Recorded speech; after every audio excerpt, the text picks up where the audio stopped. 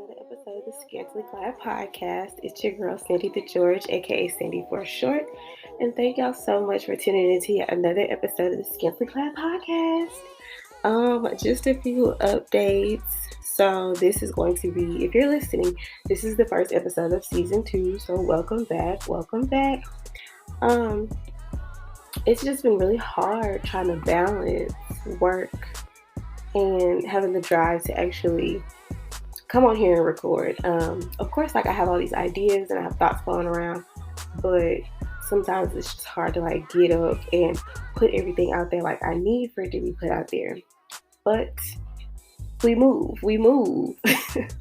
So this episode, I don't know if you can tell by the title, but I'm going to be speaking on my experience at my job. I'm not going to be too specific with where I work. Most people, if you're local, you know where I work. If you don't, oh well.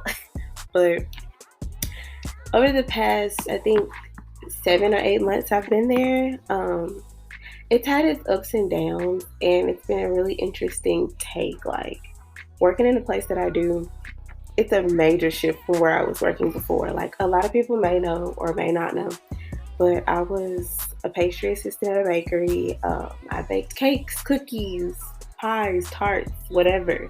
We made it. If it got ordered, we made it. Cheesecakes, everything. So going from an environment like that to something seemingly more calm was a bit of a shift. And we still in a whole pandemic. It's a panoramic. It's all that. Like COVID is still out here. I know last season I spoke on quarantine and chill and all that other jazz. So yeah, we're gonna piggyback off of that stuff too. So yeah, doing a solo podcast is kind of difficult, especially in a pandemic. I want to incorporate guests onto this segment and everything because I feel like it would be interesting to have other people's takes on my show as well compared to mine. Cause y'all know me. Y'all be listening to me. It gets a little monotonous sometimes. So moving along into some subtopics that I really wanted to talk about. We're gonna start off first with my work environment. So for those of you who may not know, I work in luxury car sales, and I mean, I enjoy the vibe there. Sometimes it does get a little boring, but other than that, I can't really complain too much about it. It's different from working somewhere like at a Honda store or a Toyota store, I could imagine. Like I've been to a Honda store, of course, because I purchased a new Honda Civic. So big ups to me on that for a second though. Okay, got a car with no cosigner. Boom. Yes, we're in there. But I felt the vibe at different stores like that. And even at like the Chevrolet store that's next to us, the vibe is completely different. But you do have some people who kind of like disrupt things every now and again. But I mean, it's cool. We just kind of go along with the flow. So my customer base, they are relatively pleasant. You do get a few people who do have an attitude or who seem to be a little bit more entitled. But other than that, everything is, for the most part, calm. I never really experienced too much commotion that goes on in our building. So, and I will say that the most fun customers I've had have been women. And maybe it's because I'm a woman, maybe because I'm super laid back, but I enjoy going on fun test drives, or if I can ask and answer questions.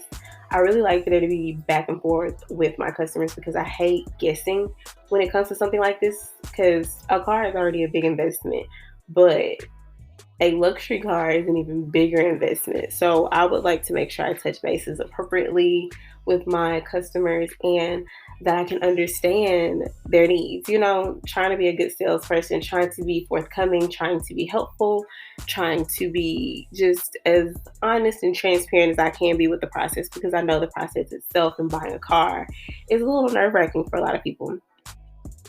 So now I'm going to move into the dynamic of the type of people that I work with.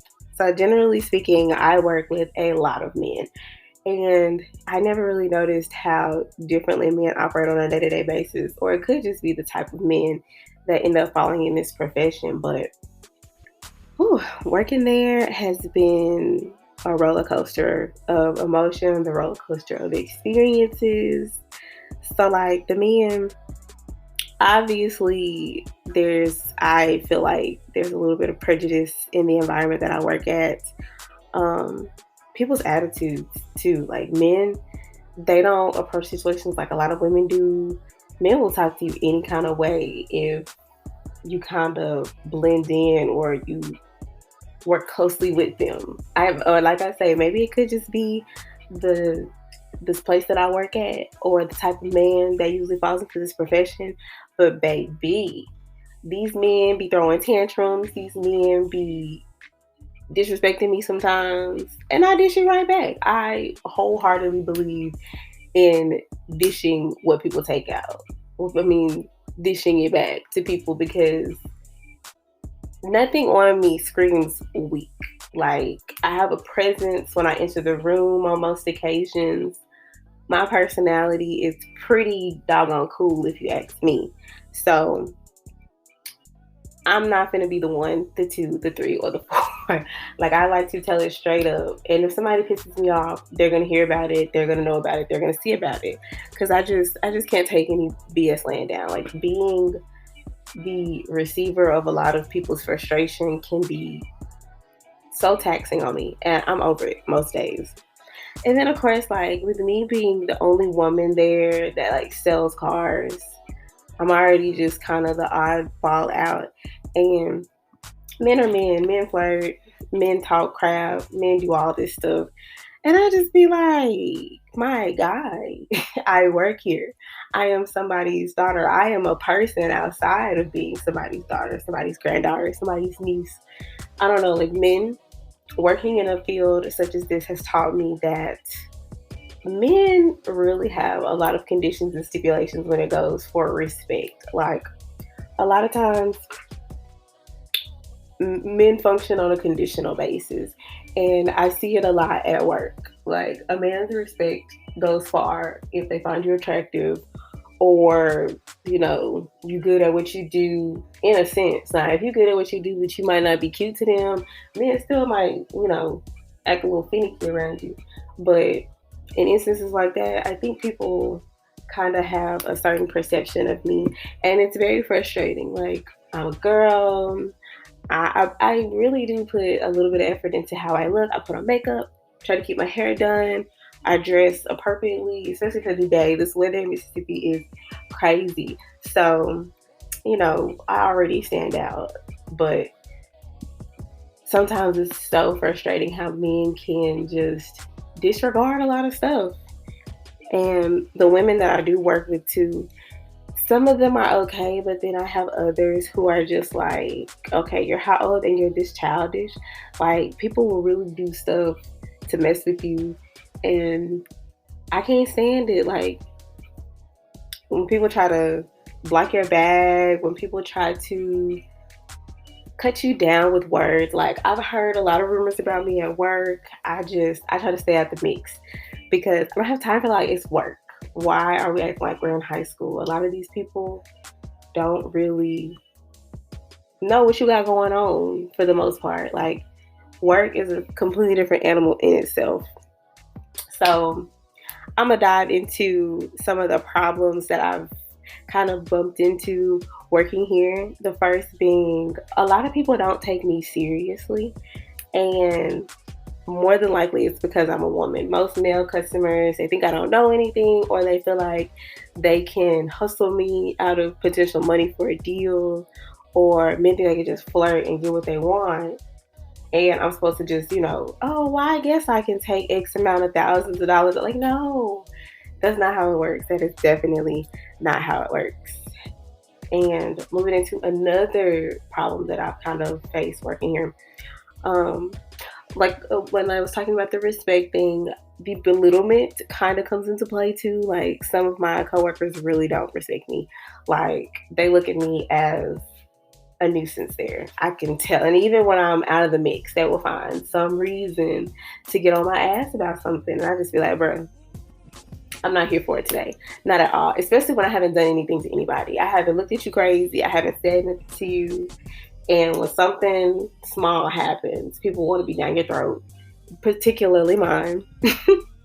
So, with all that, it really begins to weigh on me sometimes. I be like, man, do I really want to get up and go to work just for people to be mean to me? But it's not about people being mean to me.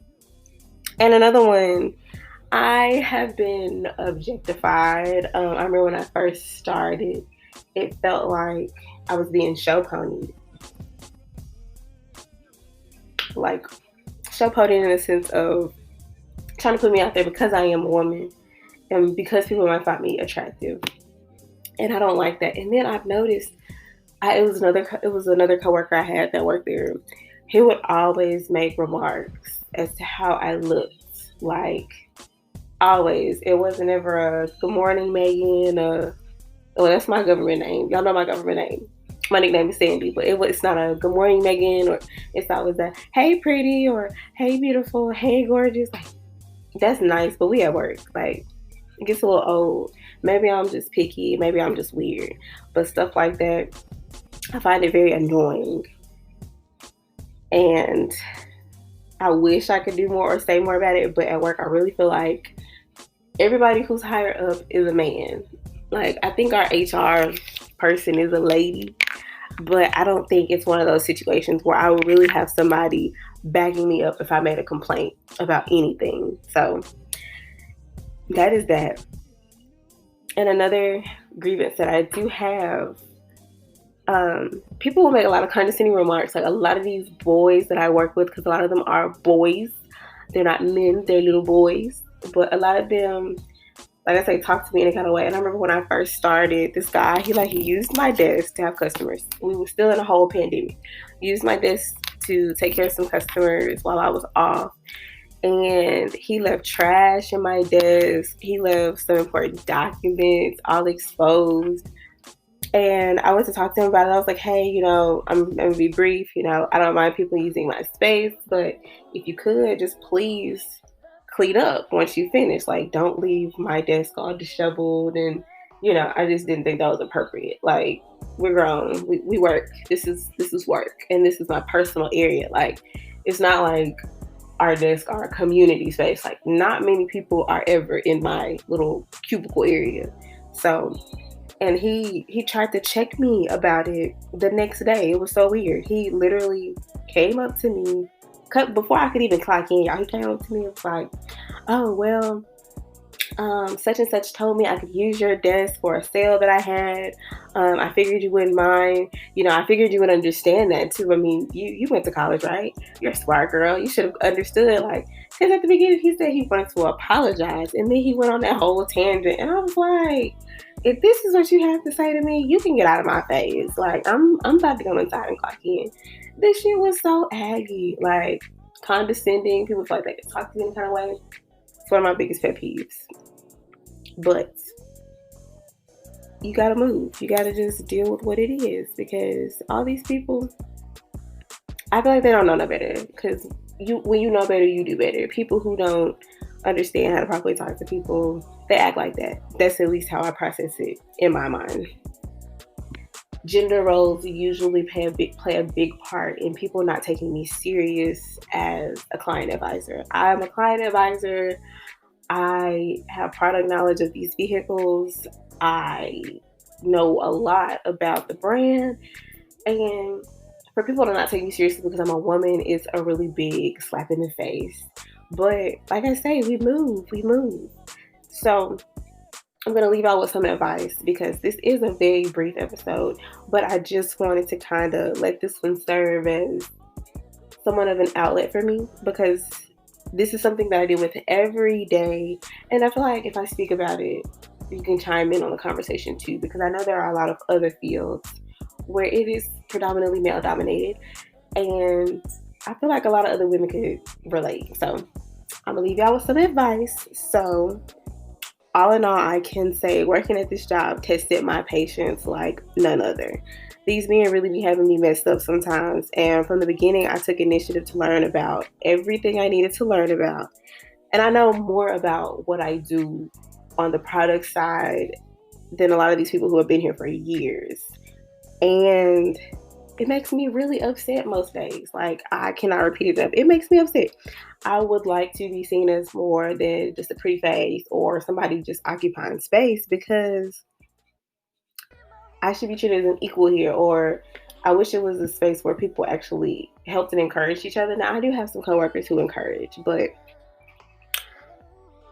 I try to keep my attitudes to a minimum, but some days, girl, you gotta have it. So, word of advice: when you are in a situation faced like this, kill them with kindness. It is the best way to move along from the situation, and in the end, you do no wrong. You do no wrong, and you put more positive energy back into the universe. So, off top, speak with your head and not with your emotions. That is also another one of my pitfalls. Is I be all in my feelings about stuff. I get angry, I get frustrated, and it shows on my face, and I catch attitudes, and I'm working on it. I'm really working on it. I try to coast and let things iron themselves out, because at the end of the day, what is for you is for you. If you're meant to catch on, if you're meant to do well, you will do well in whatever field you are working on. Not just in my case, but for everyone out there. And another one of my biggest complaints is I feel like I'm not being listened to a lot of the times. Like, people will interrupt me when I talk, people will kind of downplay what I have to say, or people will piggyback off of what I have to say and make it seem like it was just their great grand idea. But it's not, you kind of have to, like I say, kill them with kindness, be the bigger person, but keep your head level, and don't let people walk over you. In situations like that, it is always good to stand your ground and let people know you are here to do business. You are an employee in this establishment just like anyone else. So, like Michelle Obama says, when they go low, we go high. You always have to go high. Your job is not worth somebody's smart ass remark. Do what you gotta do. Handle your business. And I mean, working in this field, you do feel like men are a little creepy. Like, I've had people just come up there just to kind of see me in person. Because I mean, I post a lot of my stuff on social media, try to get my name out there. But you have to make sure you're protected too as a woman. When you go on test drive, for me at least, when I go on test drives, I make sure I have my phone, and I make sure my managers or somebody else knows that I'm going on a test drive. And of course, we always take a copy of the driver's license before the test drive in case anything happens. So I'm always going to be safe in my work environment. Always do. And I usually keep some form of protection on me, like my knife is in my purse, or I might keep it on my hip, depending on the day or the type of day that I've had. So another thing that I do kind of want to talk about just for a little bit is like my biggest thing too, like another personality trait that I have is that I try my hardest to be as independent as I can. But as independent as I would like to be, it's okay to let some of these honest people help me out. Like, I've had people help me with referrals. I've had people mention my name out there when they didn't have to and stuff like that. I appreciate women's help, especially men's, because some of these men be trying it. Some of these men really be trying it. And another thing that I had to learn, a lot of these men at my job don't have ulterior motives. Like, some of them really do genuinely want to help. Some of them are a little creepy, but some of them don't mean no harm, girl. You just gotta be mindful and tune into your discernment. Can't be closed off from everyone, child. Gotta reel it in, kind of pay attention. Make sure, you're coasting through the situation. Cool, calm, and collected is the key. I know sometimes I get a little anxious when I have customers and I haven't talked or pitched a sales pitch to anybody. So, gotta stay cool, calm, and collected. Another piece of advice. So, I'm going to summarize some other stuff too. Some other points that I wanted to make is, in a situation where you are maybe in a predominantly male employed establishment, try to be pleasant, but remain firm on what you say and as well as how you speak. Always stand 10 toes down on what you say. And being pleasant, especially in a field dominated by men, work your charm, girl. Work your charm. You might get some of these men to do most of your work and make your job easier. So, like my grandmama always says, you catch more flies with honey than you do vinegar. And another second summary just of advice. If something makes you uncomfortable, speak on it. And when I say speak on it, I feel like you have to determine for your situation how to go about that, how to adjust it, how to get the person reprimanded if it is something to that extent, Being uncomfortable in a workplace is taxing on not only your self-esteem, it really just kind of messes with your mind mentally. Like, you have to go to a place every day that you're not comfortable in. I mean, if it can be fixed, I would definitely say go fix it. But at the end of the day too, if you need to leave that job, girl, bump that job. Some people decide that they have to move on in life from situations like that, and that's the route they choose to go. But like I say, do what's best for your situation. And all the last bit of information or advice that I would like to speak on is, to me, the most valuable piece. It is understand and be cognizant of your intrinsic value to your workplace. You matter just as much as anyone else does. You're entitled to the same rights. You're entitled to the same privileges.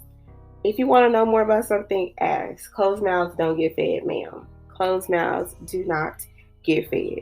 You matter. You're hired there. You are on payroll. You are getting paid for what you do. So you matter just as much as anyone else in this world, or anyone else at your company for that matter, just to be more specific. But this episode really is just kind of a small little segue into season 2, because child, work has been the biggest factor in my life right now. Work is all I think about. Work is where I'm at majority of the time. And I just needed to decompress a lot of stuff that I've had built up over these past few months working here. I've had my highs, I've had my lows, but at the end of the day, I'm still employed, and I'm thankful for that. So I hope this episode helps anyone out there working in a male-dominated field, or anyone having issues at work in general. So until next time, y'all, thank y'all again for tuning in to yet another episode of the Scantily Clad podcast. Season 2 is finally here and in full effect. And just to let people know about my recording and posting schedule, I'm still actively recording episodes. But the goal after this episode, because this episode should be live on a Sunday, but after this one, I aim to drop episodes every Friday at 8 p.m. until probably the end of January. So the goal is to have 10 episodes that we can talk about, we can chat up, we can speak on, and to keep my season going. Like, I really enjoy podcasting. I really enjoy having a space to talk. So like I say, until next time, good people, see you later.